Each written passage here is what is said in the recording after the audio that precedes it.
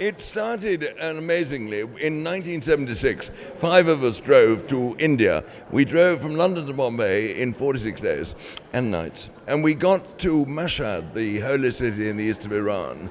And we suddenly found rather a cachet of champagne there, which is an unlikely situation. We drank it. Next day, hangovers. The old Rolls, we were in a 1921 Silver Ghost, had to leave at 6:30 in the morning.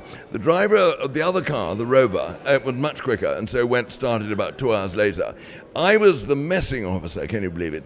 And I had to write a note to Michael Bennett, who drove the Rover, and I wrote, "My dear," and I couldn't remember his name. And after a moment, I wrote a whole thing.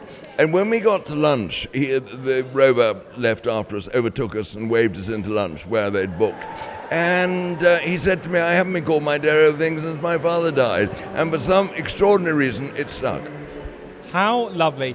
And can I just also say, on behalf of regular Test Match Special listeners, thank you so much for all the pleasure you've given us over the years listening to you. I mean, I'm and millions of others have been to bed with you during Ashes series and slept listening to your voice, and I just want to say thank you. And how much has it meant to you, what people have said to you since your retirement? Well, the appalling thing is you said you went to bed with me, which must mean, therefore, that I went to bed with you. But I promise you it wasn't a conscious decision. It's been amazing. And since I announced my retirement, it's taken off in an extraordinary way. I mean, I come eventually to that last day at Lord's, West Indies, when England won, and I walked the whole way around the ground with something like 30,000 people standing and cheering. Outside the pavilion, the whole England side came onto the balcony and cheered. And walking behind me, I gather afterwards, Vic Marks, who was commentating with Aggers about it all, said that I reminded him I looked like a cross between Winston Churchill and Dame Edna.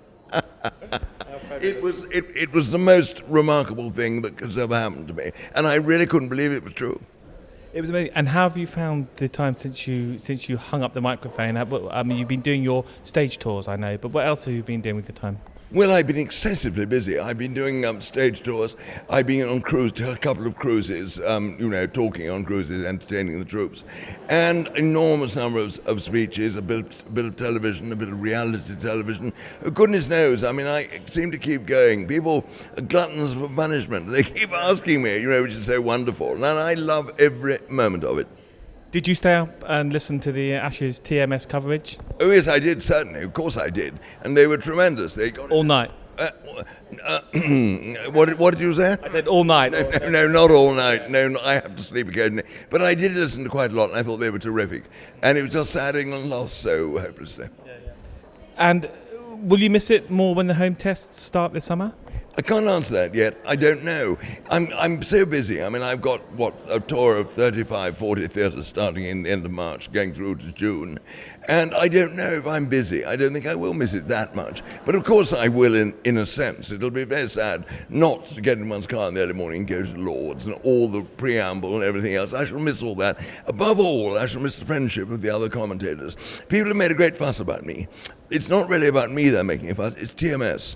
I'm merely the figurehead at the moment because I've retired for TMS. It's a wonderful group, wonderful commentators. The whole thing has been led, produced beautifully, and I'm the one at the moment who's had the bouquets thrown round him.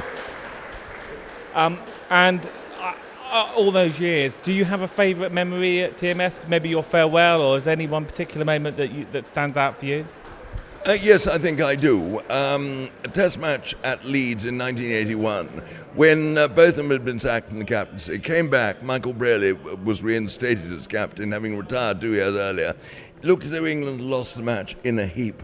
They followed on, they were 135 for 7, both of them hit 149. They needed, Graham Dilley and Chris Old made runs, they needed Australia 129 or thereabouts to win. Bob Willis took 8 for 43. And England won, I think, by 17 runs. And I was on the air when Willis clinically removed Ray Bright, last week, Ray Bright's middle stump. And that was, I think, the great moment of all.